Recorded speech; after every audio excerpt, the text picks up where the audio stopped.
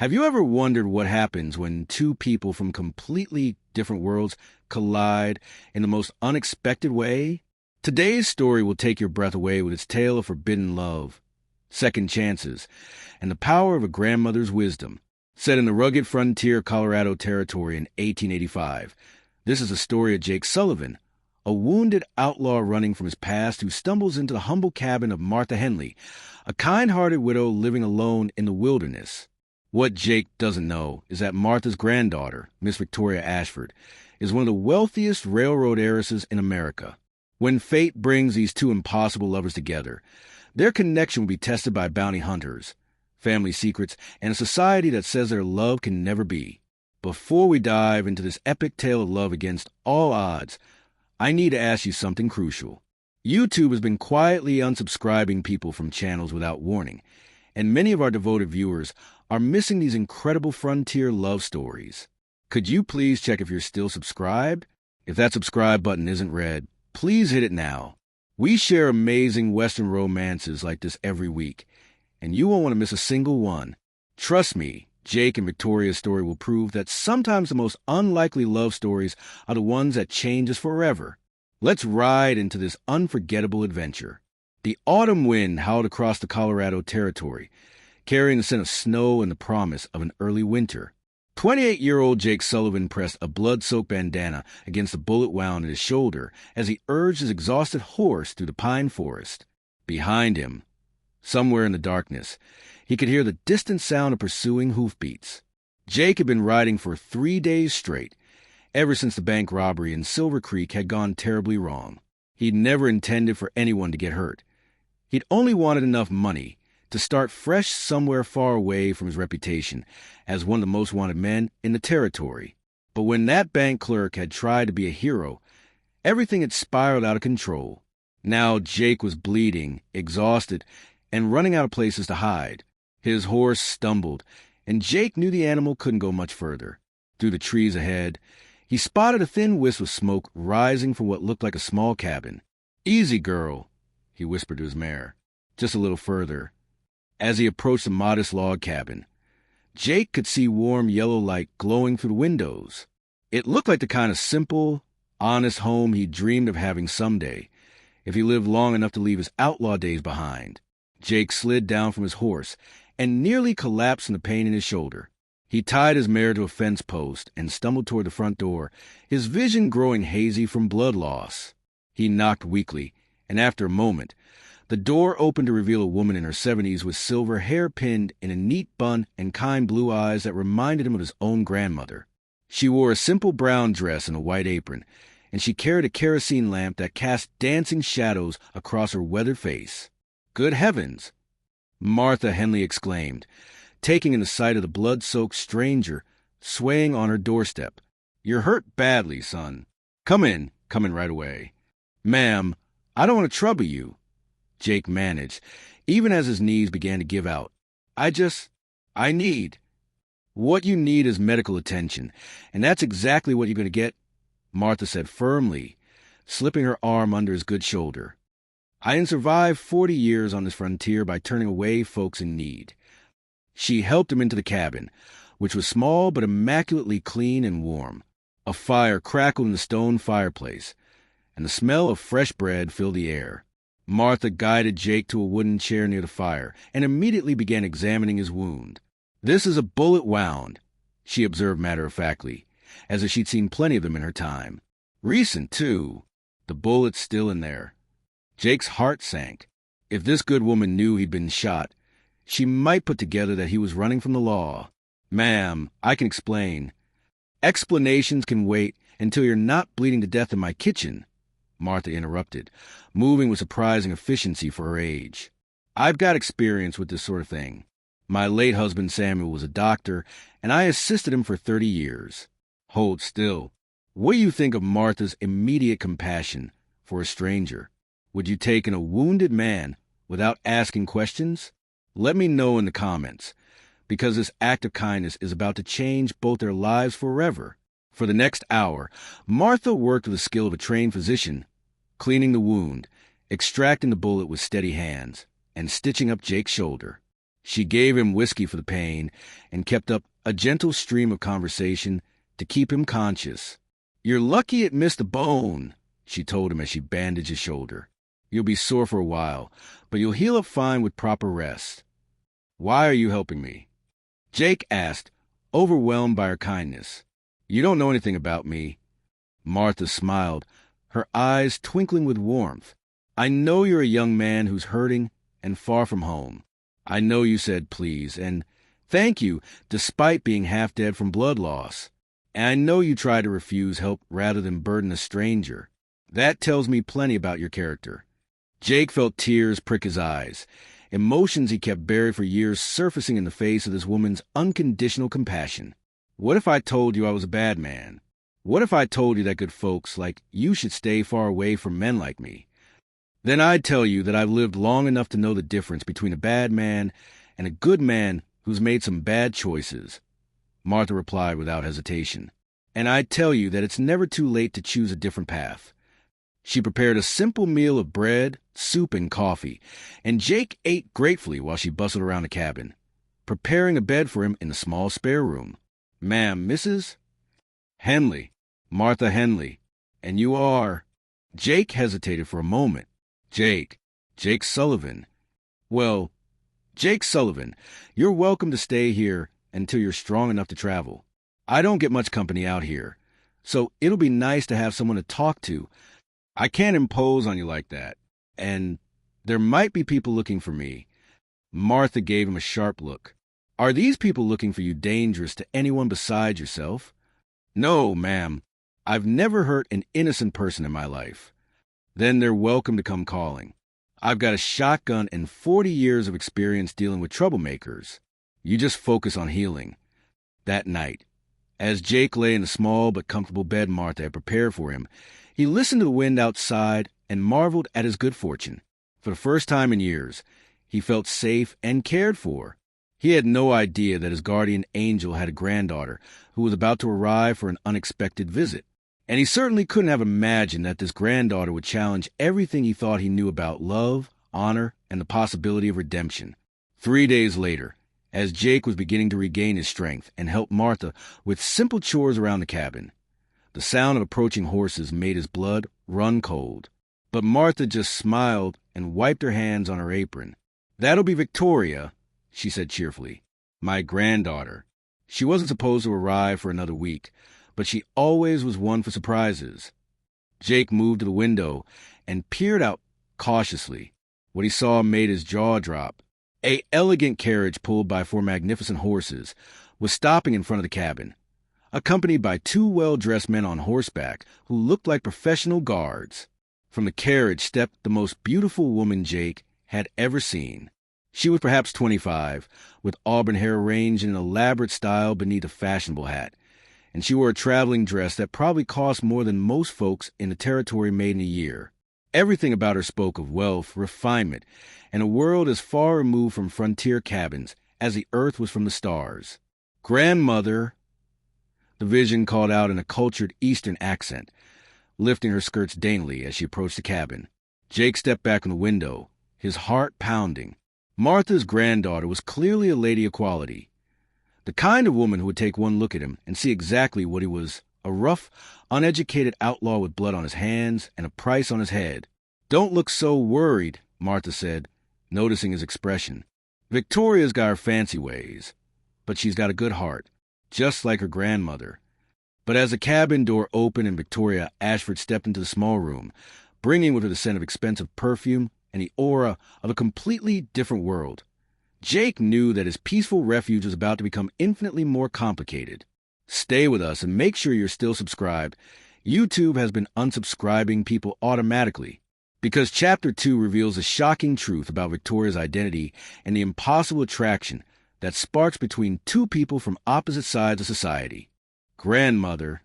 Victoria Ashford swept into the humble cabin like a whirlwind of silk and sophistication, immediately transforming the simple space with her presence.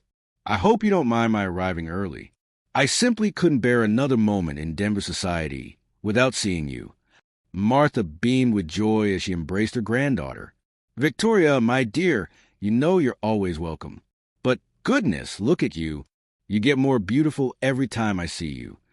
Jake hung back in the shadows near the fireplace. Acutely aware of how out of place he looked in his rough work clothes and still healing shoulder. He'd planned to slip out the back door, but Victoria's piercing green eyes found him immediately. "Oh!" Victoria stopped mid-sentence, her hand flying to her throat. "I didn't realize you had company." There was a moment of tense silence as Victoria took in Jake's appearance, his weathered hands, his sun-darkened skin, his clothes that marked him clearly as a working man rather than a gentleman. Jake saw the exact moment when her expression shifted from surprise to wariness. "Victoria, this is Jake Sullivan," Martha said warmly, seemingly oblivious of the sudden tension in the room.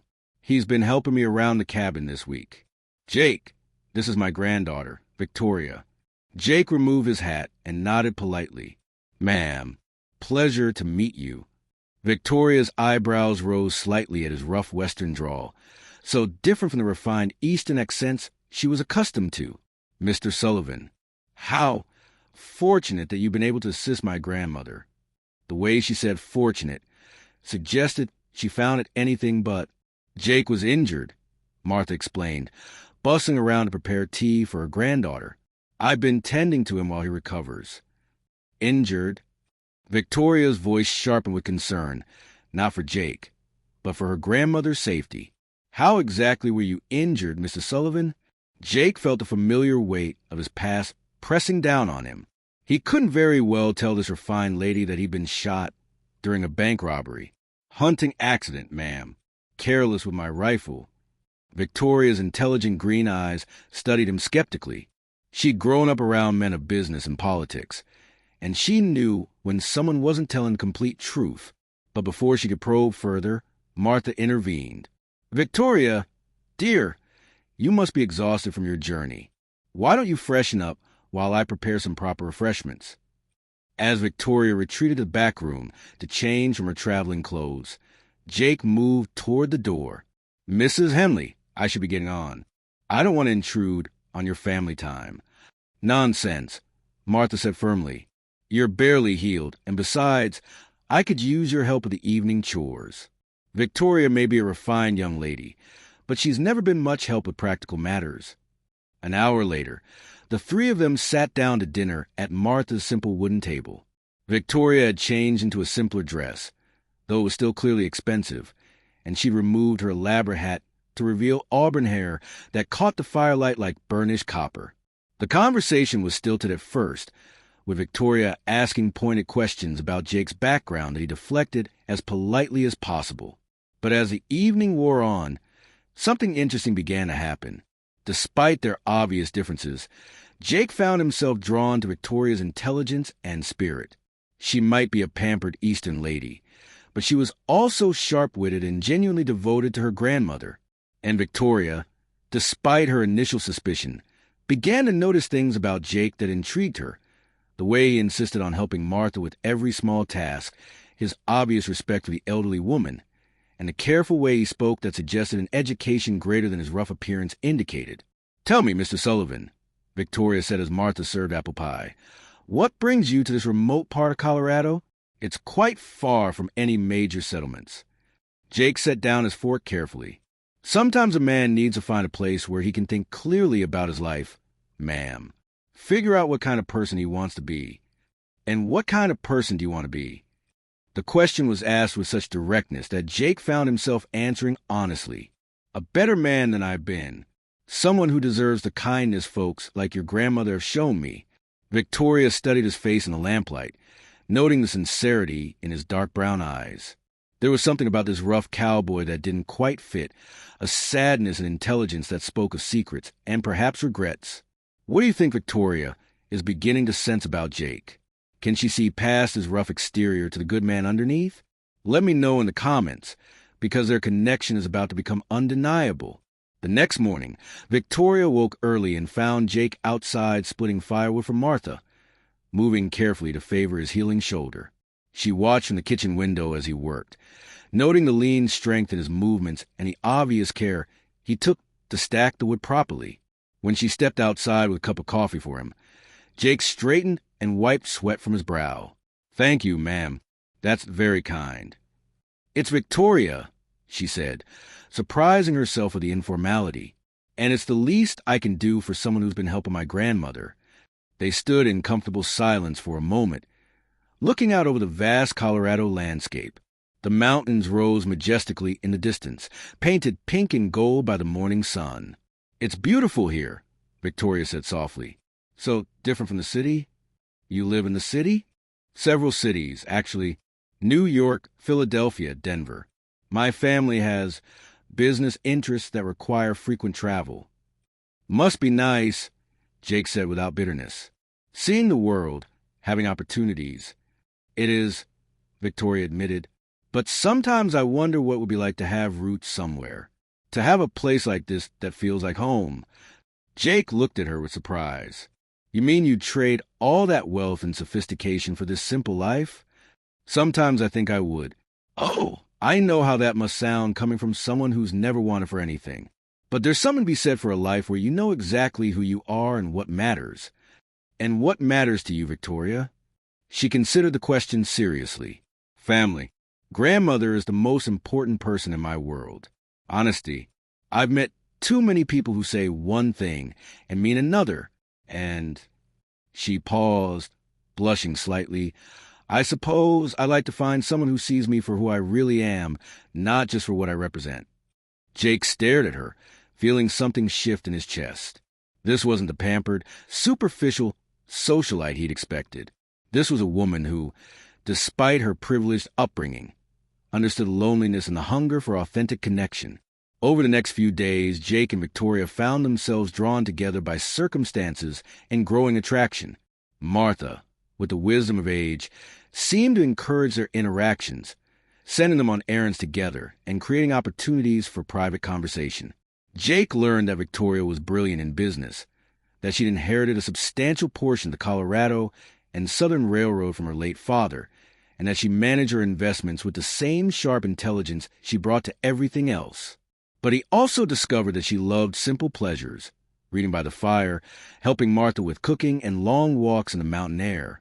Victoria learned that Jake was far more educated than his appearance suggested, that he'd been a schoolteacher before circumstances had led him down a darker path, and that beneath his rough exterior was a man of deep principle and surprising gentleness. On the third evening of Victoria's visit, as they sat on Martha's small porch watching the sunset, Victoria finally asked a question that had been troubling her. "Jake, what really happened to you? That wasn't a hunting accident, was it?" Jake was quiet for so long that Victoria thought he wouldn't answer. Finally, he spoke, his voice heavy with regret. "No, it wasn't. Victoria, I need you to know something about me, something that's going to change how you see me." "What is it?" Jake turned to look at her directly, his dark eyes filled with pain. "I'm wanted by the law. The wound in my shoulder came from a sheriff's bullet when I robbed the bank in Silver Creek." Victoria's face went pale, but she didn't pull away. "Why?" "Because I was desperate and stupid, and I thought it was the only way to get enough money to start over somewhere new." Jake's voice broke slightly. "I never hurt anyone who didn't deserve it, Victoria. But I've made choices that put me on the wrong side of the law, and now there's no going back." Victoria stared at him, her world shifting as she processed his revelation. The man she'd been falling in love with was an outlaw, everything her sophisticated world would condemn. But as she looked into his eyes and saw the genuine remorse there, she realized that her heart didn't care about society's rules. "Jake," she said quietly, "are you the same man who's been so gentle with my grandmother? The man who splits her firewood and fixes her fence and reads to her in the evenings?" "Yes, but—" "Then that's the man I know.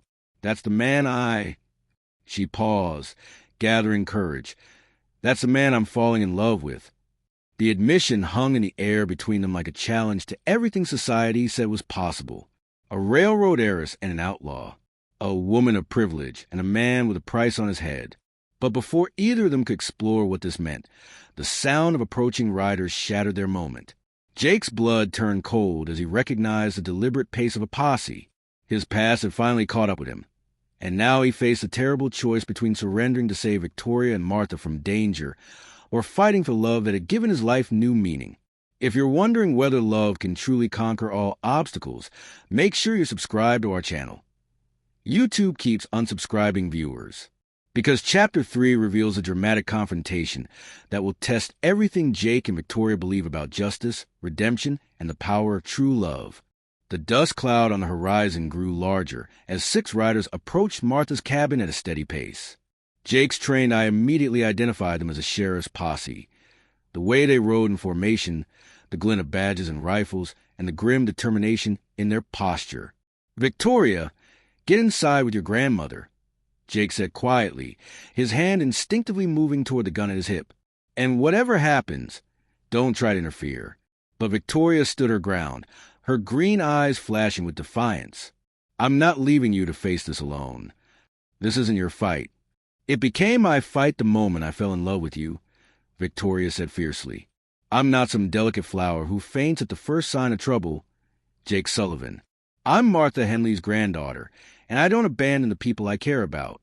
Before Jake could argue further, Martha appeared in the doorway, her shotgun cradled confidently in her arms. "Nobody's abandoning anybody. This is my property, and I'll decide who's welcome here." The 3 of them stood together as the posse rode into the yard. The leader was a tall, grizzled man with sheriff's star pinned to his vest and cold gray eyes that missed nothing. Jake recognized him immediately. Sheriff Ben Cartwright from Silver Creek, a man known throughout the territory for his relentless pursuit of outlaws. "Jake Sullivan," Cartwright called out, his hand resting on his gun, "but you're under arrest for bank robbery and assault. Come along peacefully, and nobody else gets hurt." "Sheriff Cartwright," Jake replied, stepping slightly in front of Victoria. "I'm not armed, and I won't resist. But these ladies have nothing to do with this." Cartwright's eyes moved to Victoria, taking in her expensive clothes and refined bearing, then to Martha with her shotgun. Well, looks like you've been keeping interesting company. Sullivan, you ladies harboring a known criminal?" "I'm harboring a wounded man who needed help," Martha said firmly. "Same as I'd do for anyone, including you if you showed up bleeding on my doorstep." "Ma'am, I appreciate your Christian charity, but this man robbed a bank and shot a clerk. The clerk drew on me first." Jake interrupted, his temper flaring. "I never intended for anyone to get hurt. I just needed money to..." "To what?" "Buy yourself a new life." Cartwright sneered. "That's what they all say, Sullivan." Victoria stepped forward, her chin raised with aristocratic authority. "Sheriff, I'm Victoria Ashford of the Colorado and Southern Railroad. Perhaps we could discuss the situation like civilized people rather than waving guns around." Cartwright's eyebrows shot up. The Ashford name carried considerable weight in Colorado territory, enough to make even a determined sheriff pause. "Miss Ashford, I'm surprised to find you in the company of an outlaw. Surely someone of your station wouldn't knowingly associate with criminals." "What I find criminal, Sheriff, is the assumption that a man can't change or seek redemption," Victoria replied coolly. "Mr. Sullivan has been nothing but honorable during his stay here." "Honorable?" One of the deputies laughed harshly. "Lady, this man's wanted in 3 territories. He's robbed banks, rustled cattle, and run with some of the worst gangs west of the Mississippi." Jake's heart sank as he saw Victoria's face pale. He'd hoped she would never learn the full extent of his criminal past. "Is that true?" Victoria asked quietly, turning to look at Jake. Jake met her eyes steadily. "Yes, all of it. I've been running from who I was for 5 years, Victoria. I never meant for you to get caught up in this." What do you think Victoria will do now that she knows the full truth about Jake's past? Will she stand by him or step away? Let me know in the comments, because her next decision changes everything. For a long moment, Victoria stood perfectly still, processing this revelation. Jake braced himself for her rejection, for the look of disgust and betrayal that would surely replace the love he'd seen in her eyes. Instead, Victoria squared her shoulders and moved to stand directly beside Jake, facing the sheriff with unwavering resolve. "Sheriff Cartwright, what would you say if I told you that Mr. Sullivan has been working for me these past few weeks?" Jake stared at her in shock, while Cartwright frowned suspiciously. "Working for you how?" "As a security consultant. You see, There have been several attempts to sabotage my railroad lines recently, and I hired Mr. Sullivan to investigate. His previous associations with the criminal element made him uniquely qualified to uncover information that traditional law enforcement couldn't access. It was a masterful lie, delivered with such confidence and authority that even Jake almost believed it.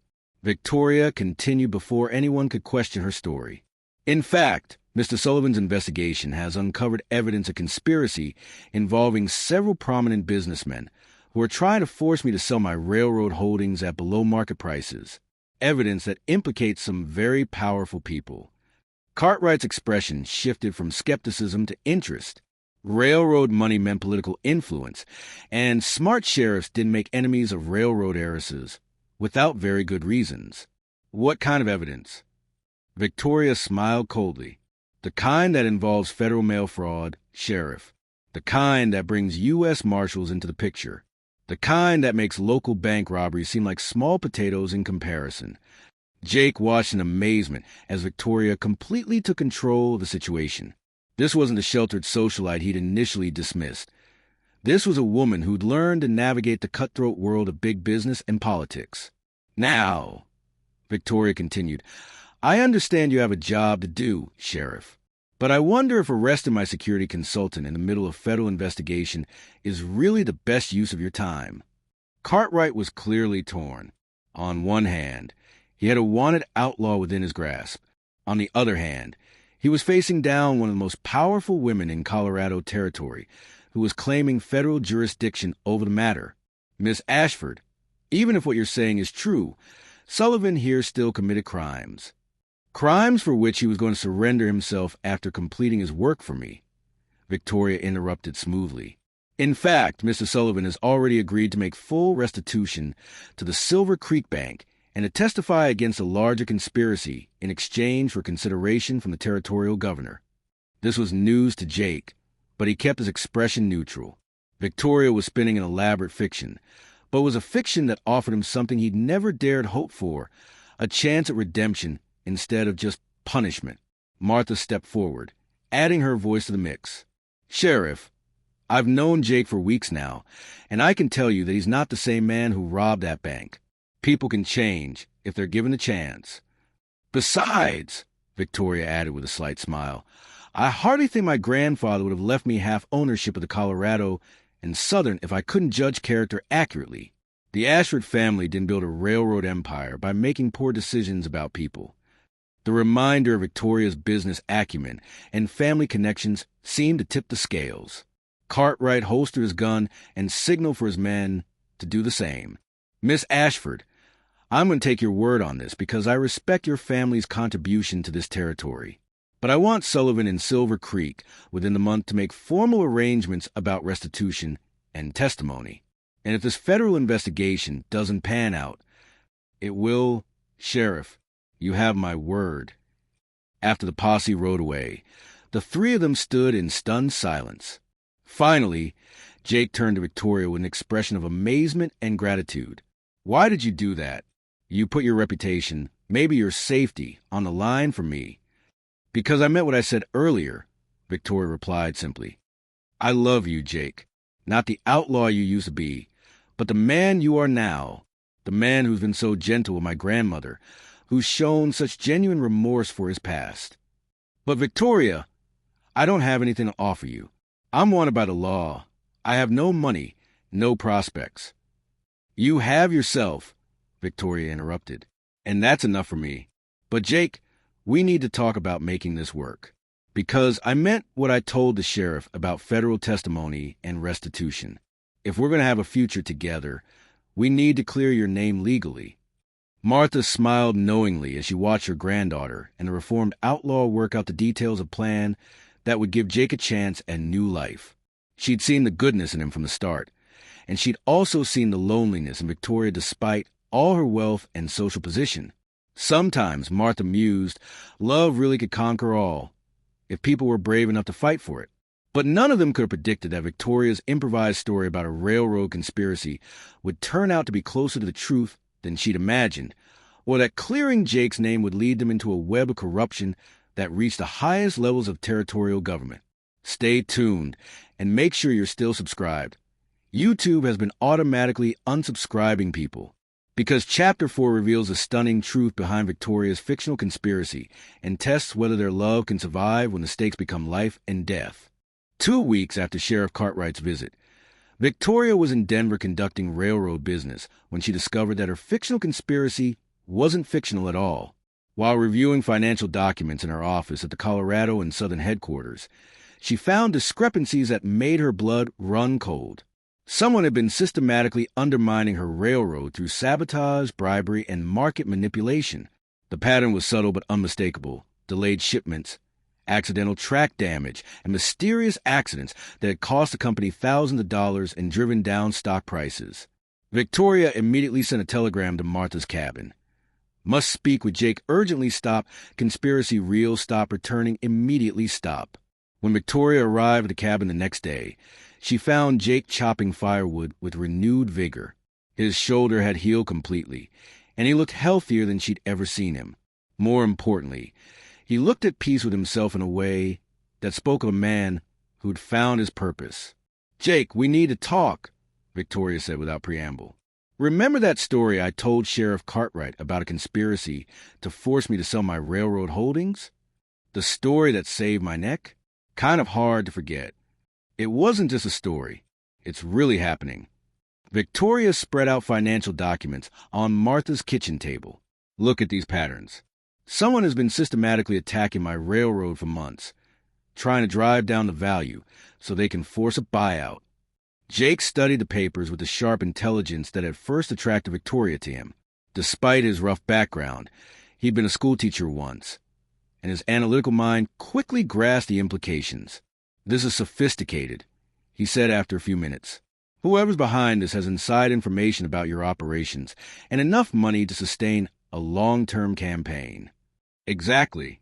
And Jake, I think I know who it is." Victoria pulled out a photograph from a Denver newspaper.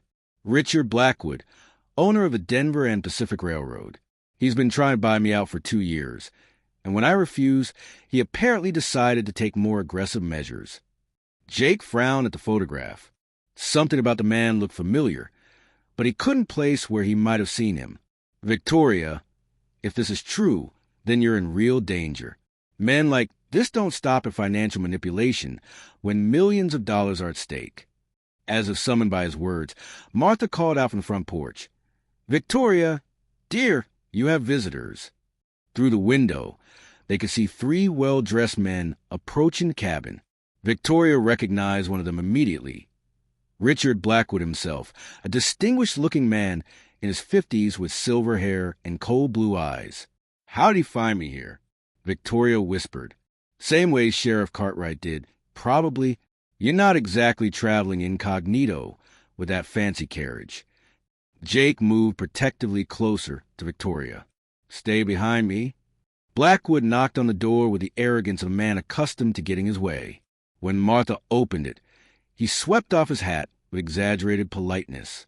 "Mrs. Henley, I presume? I'm Richard Blackwood. I'm looking for Miss Victoria Ashford. I understand she's been visiting you." "She is," Martha replied carefully. "May I ask what this is about?" "Business, my dear woman. Very important business that can't wait." Victoria stepped forward, her chin raised with aristocratic authority. "Mr. Blackwood, I'm surprised to see you here. This is quite far from Denver for a social call." Blackwood's smile was cold and calculating. "Miss Ashford, we need to discuss the future of your railroad holdings. Recent events have made your position quite precarious." "What recent events would those be?" "Well, for instance, your association with known criminals." Blackwood's eyes moved to Jake with obvious satisfaction. "I understand you've been harboring an outlaw, Miss Ashford. Most unfortunate for someone in your position." Victoria felt Jake tense beside her, but she kept her voice steady. "I'm afraid I don't know what you mean." "Oh, I think you do. Jake Sullivan here is wanted for bank robbery, among other things. Imagine what your investors would think if they learned their railroad was being run by someone who consorts with common criminals. What do you think Blackwood is really after? Could he be behind more than just financial manipulation? Let me know in the comments. because what happens next will determine everyone's fate. Furthermore, Blackwood continued, I'm prepared to offer you a very generous price for your railroad holdings, enough to set you up comfortably for life without the headaches of running a business that's clearly too much for a woman to handle. How generous? Victoria asked, playing for time while she figured out how to handle this confrontation. $2 million. Cash for your complete 51% ownership of the Colorado and Southern. Jake nearly choked. $2 million was an enormous sum, but Victoria didn't even blink. Mr. Blackwood, my holdings are worth at least $5 million. Your offer is insulting. But that was before the recent difficulties. Stock prices, very volatile. And of course, there's the matter of your questionable associations to consider. You mean my association with Mr. Sullivan, who has been working as my security consultant to investigate the systematic sabotage of my railroad operations? Blackwood's confident expression faltered slightly. Sabotage? My dear Miss Ashford, I think you're being rather dramatic. Am I? Victoria pulled out a folder of documents. Because I have detailed evidence of track damage, delayed shipments, and mysterious accidents that have cost my company over $200,000 in the past 6 months, all of which can be traced back to companies owned by subsidiaries of your Denver and Pacific Railroad. Now Blackwood's mask slipped completely. You can't prove anything. Actually, I can. And what's more, Mr. Sullivan's investigation has uncovered evidence that you've been bribing territorial officials to look the other way while you systematically destroyed my business. It was mostly bluff, but Victoria delivered it with such conviction that Blackwood actually stepped back. You're making serious accusations, Miss Ashford. Accusations that could ruin a man's reputation, just as your sabotage has been designed to ruin mine. But here's what's going to happen, Mr. Blackwood. You're going to cease all interference with my railroad operations immediately. You're going to make full restitution for the damage you've caused. And you're going to withdraw any claims or rumors about my character or my business practices. And if I refuse? Victoria smiled, and there was steel in her expression that reminded Jake why she'd inherited a railroad empire at such a young age. Then I'll take my evidence to the federal authorities and the newspapers. I'll make sure everyone knows exactly what kind of man Richard Blackwood really is. And given that I have connections in Washington that you can only dream of, I suspect you'll find yourself facing federal charges for mail fraud, conspiracy, and violation of interstate commerce laws. The two railroad magnates stared at each other in a battle of wills that could have cut glass. Finally, Blackwood's shoulders sagged in defeat. Very well, Miss Ashford, you've made your point. But don't think this is over. Oh, it's over, Mr. Blackwood. Completely over. Because if you ever threaten me or my business again, I'll destroy you. And unlike you, I'll do it legally. After Blackwood and his men left, Victoria collapsed into a chair, the adrenaline that had sustained her finally wearing off. My God, she said shakily. I can't believe that worked. Neither can I, Jake said with obvious admiration. Victoria, that was the most impressive thing I've ever seen. You just stared down one of the most powerful men in Colorado territory. Martha beamed with pride. That's my granddaughter. She's at Ashford steel in her spine. But Jake's expression grew serious. Victoria, this doesn't solve my legal problems. I'm still wanted by the law. Actually, it might. Victoria pulled out a telegram she received before leaving Denver. I've been in contact with the territorial governor about your situation. Given your cooperation with the investigation into railroad sabotage, and given your willingness to make full restitution to the Silver Creek Bank, he's prepared to offer you a full pardon. Jake stared at the telegram in disbelief. A pardon? Victoria, this is more than I ever dared hope for. There's more. The governor has also offered you a position as a federal investigator, specifically focused on railroad security. Apparently, your unique background and proven investigative skills make you ideally suited for the job. Jake felt tears sting his eyes. After years of running from his past, he was being offered not just forgiveness, but a chance to use his experiences to help protect others. Victoria, I don't know what to say. Say you'll marry me, Victoria replied with a smile that lit up the entire cabin. Jake got down on one knee right there in Martha's kitchen, taking Victoria's hands in his work-roughened ones. "Victoria Ashford, you've given me everything, hope, redemption, and a love I never thought I deserved. Will you marry me?" "Yes," Victoria whispered, tears streaming down her face. "Yes, 1,000 times yes."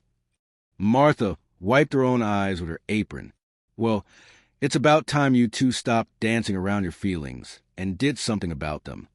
6 months later, Jake Sullivan, now U.S. Deputy Marshal Jake Sullivan, married Victoria Ashford in a ceremony that was a talk of Denver society. The former outlaw and the railroad heiress proved that love really could conquer all obstacles, even the rigid social barriers of the frontier West. They built their life together on Martha's old homestead, which they expanded into a beautiful ranch house. Jake's work as a federal investigator took him all over the territory, but he always came home to Victoria and the simple cabin where their love had first bloomed. And Martha?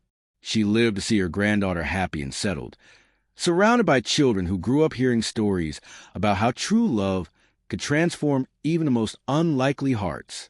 What did you think of this incredible love story?